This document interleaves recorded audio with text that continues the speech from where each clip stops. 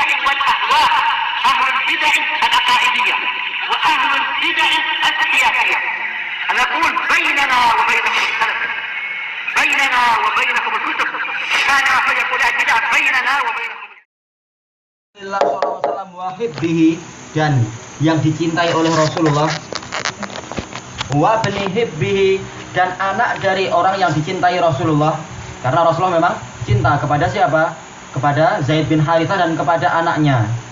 Walaupun Usamah ini hitam seperti uminya, yaitu Ummu Aiman. Iya, dari Habasyiyah. Qal arsalat bintun Nabiyyi sallallahu alaihi wasallam, inna bni qadih tudir. Salah seorang dari putri Rasulullah sallallahu alaihi wasallam mengirim utusan kepada Nabi sallallahu alaihi wasallam, sesungguhnya anakku sekarang sedang sakaratul maut. Fashhadna, maka hadirilah ke sini. Hendaknya Anda hadir di sini. Perlu didukung, perlu dihibur dan sebagainya. Fa arsala, maka Rasulullah SAW mengutus utusan, yukri'us salam, menyampaikan salam, wa yaqul inna lillahi ma akhad. Beliau bersabda, sesungguhnya hanya milik Allah lah yang dia ambil. Itu bukan hak kita, itu memang hak Allah, terserah dia mau mengambil. Walahu ma a'ta, dan apapun yang dia beri kepada kita itu adalah hak dia juga, milik dia juga, terserah dia. Wa kullu syai'in 'indahu bi ajalin musamma, dan segala sesuatu itu di sisi Allah sudah ada batas waktunya yang telah ditentukan. Fal tasbir wal tahtasib, hendaknya engkau bersabar dan hendaknya engkau mencari pahala dari Allah atas musibah ini. Fa arsalat ilaih, lalu sang putri tadi mengirimkan utusan lagi. Tuqsimu alaihi layatiyannaha, bersumpah kepada Rasulullah, maksudnya bersumpah ya kepada Rasulullah tapi dengan nama Allah tentunya, bahwasanya beliau harus datang. Faqam, maka Rasulullah pun berbangkit. Wa ma'ahu Sa'ad bin Ubadah, dan bangkit bersama beliau juga Sa'ad bin Ubadah, wa Mu'ad bin Jabal, wa Ubay bin Ka'ab, wa Zaid bin Sabit, wa rijalun radhiyallahu anhum, dan para sahabat yang lain radhiyallahu anhum. Fa rufi'a ila Rasulillah sallallahu alaihi wasallam as-sabi, lalu si bayi tadi diangkat kepada Rasulullah SAW. Faqa'adahu fi hijrih, lalu Rasulullah mendudukkan bayi ini di pangkuan beliau. Wa nafsuhu taqaqa, di sini tertulis demikian, tapi yang benar ada nafasuhu, nafasnya itu tersengal-sengal, guncang nafasnya. Fafadat, seandainya dia itu adalah nafas, bukan nafas, faknya itu disukun, niscaya apa? Taqaqat, ada tak taknif. Fafadat aina, maka air mata beliau pun berlinang. Faqala Sa'ad, ya Rasulullah ma hadza, wahai Rasulullah apa ini? Faqal hadhihi rahmatun ja'alaha Allahu ta'ala fi qulubi ibadihi, ini adalah rahmat yang Allah Ta'ala jadikan di hati para hambanya. Wa fi riwayah fi qulubi man syaa min ibadihi, yaitu di hati orang yang dia kehendaki dari kalangan para hambanya. Wa inna ma yarhamullahu min ibadihi ruhama, hanyalah Allah itu merahmati dari kalangan hambanya orang-orang yang penyayang. Muttafaqun alaih. Wa makna taqaqa'u taharrak, yaitu bergerak-gerak, wa tatorib, guncang. Dari hadis ini kita mendapatkan faedah bahwasanya musibah itu bukan hanya menimpa kita, tapi juga menimpa keluarga-keluarga yang mulia, menimpa Rasulullah, menimpa Ahlul Bait, menimpa orang-orang yang besar, menimpa orang-orang kecil. Semua musibah itu merata. Musibah itu merata kepada segala jenis manusia. Maka dari sini kita mendapatkan tasliyah, mendapatkan hiburan. Agar apa? Agar kita tidak merasa sendirian dengan musibah ini. Semuanya mendapatkan musibah dengan yang Allah kehendaki. Kemudian dari hadis ini pula kita mendapatkan faedah kullu nafsin dha'iqatul maut. Setiap jiwa pasti akan merasakan kematian. Walaupun dia adalah anak bangsawan, cucu Rasulullah, dia pasti akan mati. Bahkan Rasulullah juga telah meninggal. Kemudian fa'ashhidna, maka datanglah ke sini, hadirilah kejadian ini. Menunjukkan apa? Bolehnya seseorang itu hadir di acara musibah. Dan itu boleh, memang itu boleh. secara umum. Tetapi kalau menentukan waktu pada hari ke-7 saja atau hari ke-100 saja, maka itu tidak disyariatkan. Bahkan itu termasuk niyahah, termasuk ratapan. Maka kapan saja kita datang, sore atau malam pada tanggal kesekian, itu terserah, tanpa kita menetapkan waktu tertentu. Apalagi memang di sebagian kaum muslimin ada akidah jahiliyah, yaitu apa? Yaitu mereka meyakini pada hari yang ke-7 itu memang apa itu? Roh kembali lagi.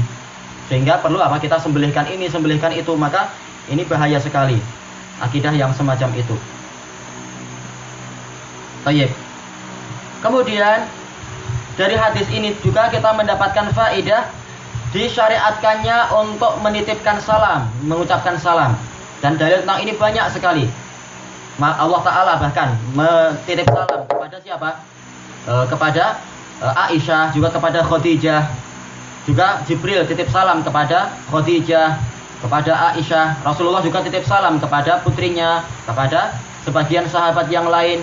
Sebagian sahabiat titip salam kepada Rasulullah. Tapi para ulama mengatakan idza uminatil fitnah, kalau aman fitnah, aman dari fitnah, itu boleh kita titip salam. Kemudian Rasulullah SAW mengatakan innalillahi ma'akhad walahu ma'a'ta, menunjukkan apa? Walillahi ma fis samawati wa ma fil ard, seluruh yang di langit dan seluruh yang di bumi itu milik Allah. Kalau kita tahu bahwasanya itu milik Allah, kapanpun dia ambil itu hak dia. Tidak ada hak bagi kita untuk apa? Untuk marah. Tidak ada hak bagi kita untuk apa? Untuk untuk ya seperti itu, kita jengkel dengan takdir Allah. Kenapa dia mengambil hakku padahal aku sudah penat-penat mengusahakan ini. Itu milik Allah, bukan milik kita. Bahkan jiwa kita adalah dari Allah Ta'ala sendiri. Maka itu terserah dia. Ketika dia mau mengambil atau memberi, itu terserah dia. Wa kullu syai'in indahu bi ajalin musamma. Segala sesuatu itu sudah ada batas waktu yang ditentukan di sisi Allah Ta'ala. Ini menunjukkan apa? Segala yang ada di muka bumi ini akan habis waktunya. Akan tiba waktunya untuk habis dan rusak. Kullu man 'alaiha fan. Segala yang ada di muka bumi itu semuanya adalah fana. Akan tiba waktunya untuk rusak dan habis.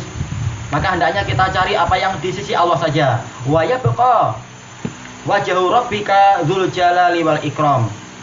Dan yang tersisa adalah Rabbmu yang memiliki apa? Memiliki kemuliaan dan keagungan. Keagungan dan kemuliaan.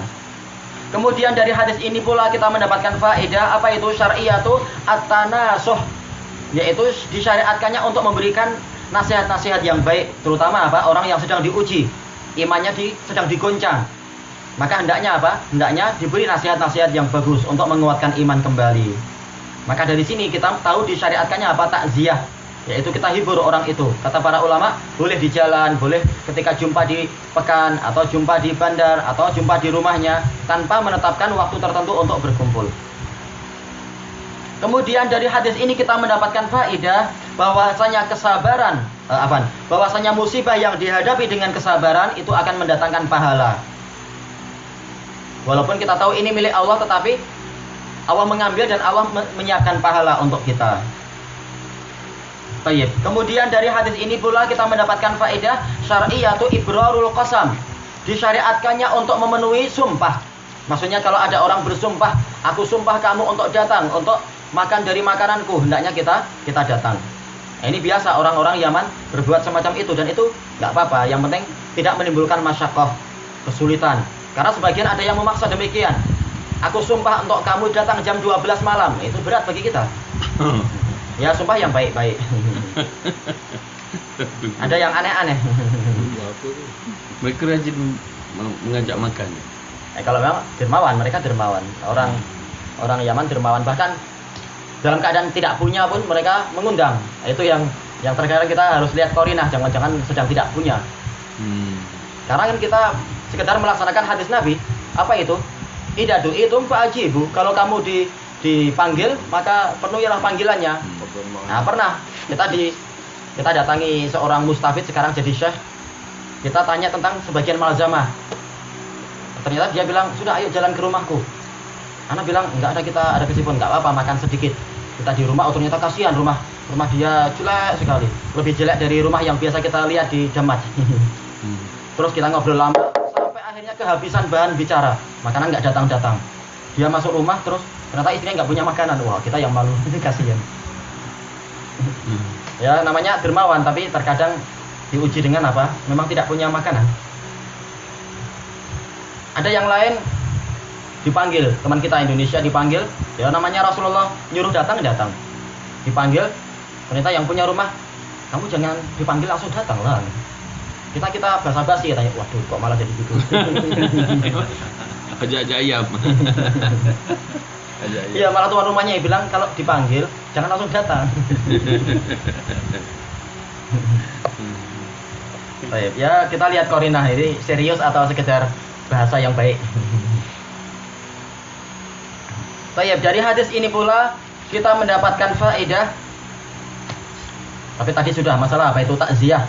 Takziah itu bukan hanya untuk orang mati, tapi umum untuk orang yang sedang terkena musibah. Makanya walaupun belum meninggal, kalau kita diminta untuk hadir di rumah orang yang sudah sakit parah, kita datang. Jangan ketika diundang ini si fulan sedang sakit, tolong datanglah. Jangan kita bilang nanti tunggu dia mati dulu. Jangan, itu sedih nanti. Takziah itu kata para ulama umum untuk musibah. Terserah dia meninggal atau musibah berupa apa itu, sedang cedera atau sedang sakit dan sebagainya. Tidak khusus ucapan takziah. Nggak ada ucapan khusus. Yang penting mengandung apa? Mengandung tasliyah, mengandung hiburan. Kemudian dari hadis ini pula kita mendapatkan faedah jawazu al-buka inda musibah.